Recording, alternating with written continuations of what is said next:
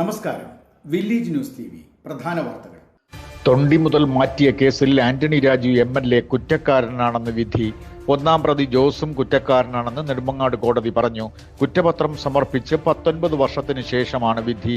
Thiruvananthapuram CJM കോടതിയായിരിക്കും ശിക്ഷ പ്രഖ്യാപിക്കുന്നത്. പ്രതിയെ രക്ഷപ്പെടുത്താൻ തൊണ്ടി മുതലായ അടിവസ്ത്രം മാറ്റി എന്നതാണ് തെളിഞ്ഞത്.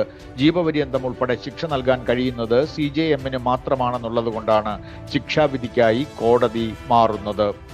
മുൻ മന്ത്രിയും LDF-ന്റെ MLA-യുമായ ആന്റണി രാജുവിനെതിരെയുള്ള കോടതി വിധി രാഷ്ട്രീയ ചലനങ്ങൾ ഉണ്ടാക്കുമെന്ന് സൂചന. വരുന്ന നിയമസഭാ തെരഞ്ഞെടുപ്പിൽ VS-ന്റെ മകൻ അരുൺകുമാറിനെ മത്സരിപ്പിക്കാൻ CPM ആലോചിക്കുന്നതായി റിപ്പോർട്ട്. കായംകുളത്തോ മലമ്പുഴയിലോ മത്സരിച്ചേക്കുമെന്നാണ് വിവരം. CPIM BJP വോട്ട് കച്ചവടം നടത്തിയെന്ന് K മുരളീധരൻ പറഞ്ഞു. വെള്ളാപ്പള്ളി ഇരിക്കുന്ന കസേരയുടെ മാന്യത അദ്ദേഹം കാണിക്കണമെന്നും സ്വർണ്ണക്കൊള്ളയിൽ കോൺഗ്രസ് സമരം ശക്തമാക്കുമെന്നും മുരളീധരൻ പറഞ്ഞു. ഇതാണ് പോക്കെങ്കിൽ ഉണ്ണികൃഷ്ണൻ പോറ്റിക്ക് ജാമ്യം ലഭിക്കുമെന്നും അദ്ദേഹം അഭിപ്രായപ്പെട്ടു. ശബരിമല സ്വർണ്ണക്കൊള്ള കേസിൽ അടൂർ പ്രകാശിന്റെ പുതിയ വെളിപ്പെടുത്തൽ വിവാദമായി. CPM-ലെ ജോൺ ബ്രിട്ടാസിന്റെ ഫോൺ രേഖകൾ പരിശോധിക്കണമെന്ന് അടൂർ പ്രകാശ് MP ആവശ്യപ്പെട്ടു. ബ്രിട്ടാസും ഉണ്ണികൃഷ്ണൻ പോറ്റിയുമായി എന്തു ബന്ധമാണെന്നും അടൂർ പ്രകാശ് ചോദിച്ചു.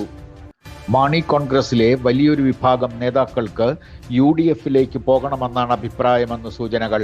അന്തരിച്ച KM മാണിയുടെ ആത്മാവിനോട് നീതി പുലർത്തണമെങ്കിൽ പഴയ മാന്യത തിരിച്ചുപിടിക്കണമെങ്കിൽ UDF-ലേക്ക് പോകണമെന്ന് തന്നെ അവർ അഭിപ്രായപ്പെട്ടു.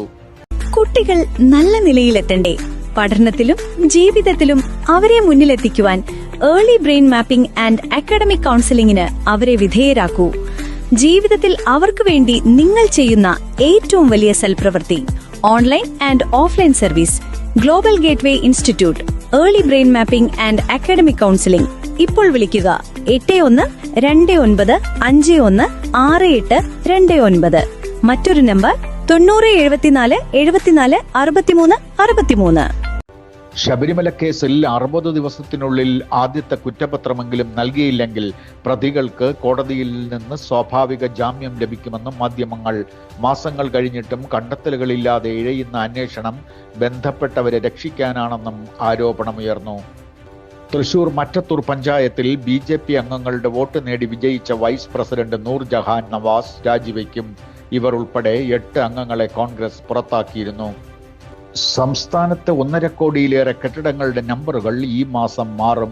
തദ്ദേശ വകുപ്പിന്റെ സേവനങ്ങൾ നൽകുന്ന K-സ്മാർട്ട് ആപ്ലിക്കേഷനിൽ നമ്പർ ക്രമീകരിക്കാനുള്ള സംവിധാനം ഉണ്ടാക്കിയിട്ടുണ്ട്.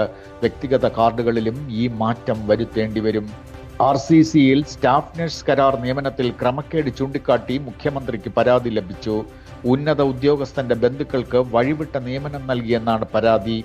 പാലക്കാട് ആലത്തൂർ കാവശ്ശേരി പാടൂരിലെ പുറമ്പോക്കിൽ ഷെഡിൽ ഒറ്റയ്ക്ക് താമസിക്കുന്ന വയോധികയ്ക്ക് നേരെ ലൈംഗികാതിക്രമം നടത്തിയ BJP പ്രവർത്തകൻ സുരേഷ് പോരുളിപ്പാടത്തിനെതിരെ പോലീസ് കേസെടുത്തു. ഇയാൾ ഒളിവിലാണ്. ഇൻഡോറിലെ കുടിവെള്ള പൈപ്പ് ലൈനിൽ മാലിന്യം കലർന്ന് മരണപ്പെട്ടവരുടെ സംഖ്യ 10ആയി. 32 പേർ ICUവിൽ ജീവനു വേണ്ടി മല്ലിടുകയാണെന്നും അവിടെ നിന്നുള്ള റിപ്പോർട്ടുകൾ സൂചിപ്പിക്കുന്നു. അധ്യാപകരാകാൻ കേട്ടറ്റ് വേണമെന്ന ഉത്തരവ് മരവിപ്പിച്ചതായി മന്ത്രി ശിവൻകുട്ടി പറഞ്ഞു. അധ്യാപക സംഘടനകളുടെ എതിർപ്പിനെ തുടർന്നാണ് നടപടി. പ്രധാന വാർത്തകൾ ഇവിടെ അവസാനിക്കുന്നു. കൂടുതൽ വാർത്തകളും വിശകലനങ്ങളുമായി വീണ്ടും കാണാം. നമസ്കാരം.